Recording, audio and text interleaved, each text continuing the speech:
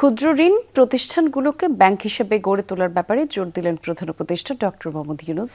সকালে আগারগাঁওয়ে micro credit regulatory authority ভবনের উদ্বোধন অনুষ্ঠানে এসব কথা বলেন তিনি। এলএমই সার্টিফাইড বিশ্বসেরা কপারে তৈরি ওয়ালটন কেবলস, যা আপনার স্থাপনাকে রাখবে সব সময় নিরাপদ। রাজধানীর আগারগাঁওয়ে মাইক্রো ক্রেডিট রেগুলেটরি অথরিটি ভবন উদ্বোধন করেন অন্তর্বর্তী সরকারের প্রধান উপদেষ্টা ডক্টর মোহাম্মদ ইউনূস। প্রধান উপদেষ্টা বলেন, একটি ক্ষুদ্র ঋণ প্রতিষ্ঠান এনজিও পর্যায়ে রয়ে গেলে সেটির পক্ষে ব্যাংকিং কার্যক্রম পরিচালনা সম্ভব নয়। তাই মাইক্রো ক্রেডিট ব্যাংকের জন্য প্রয়োজন পৃথক আইন, যা প্রতিষ্ঠানগুলোকে ব্যাংকে রূপান্তরিত করবে।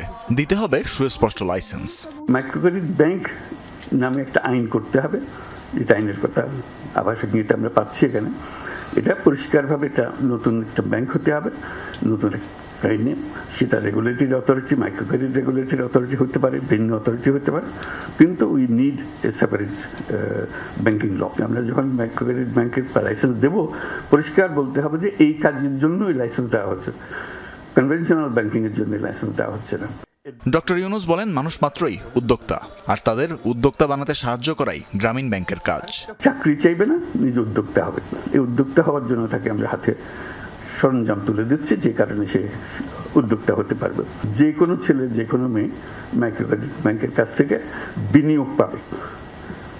যে সমস্ত টাকা সে যে টাকার ইনভেস্ট করতে চায়, সেই ইনভেস্টমেন্টের টাকা ব্যাংক থেকে আসবে, বিনিয়োগ হিসেবে আসবে। গ্রামীণ ব্যাংককেই প্রকৃত ব্যাংক হিসেবে উল্লেখ করেন প্রধান উপদেষ্টা।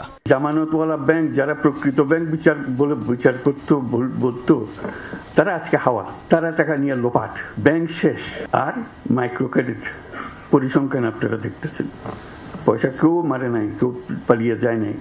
সেগুলো প্রতিটি পয়সা আছে, তাদের জমা টাকা আছে, তাদের নিজেদের কাজ চলছে এবং নিজেদের টাকায় নিজেরা চলছে।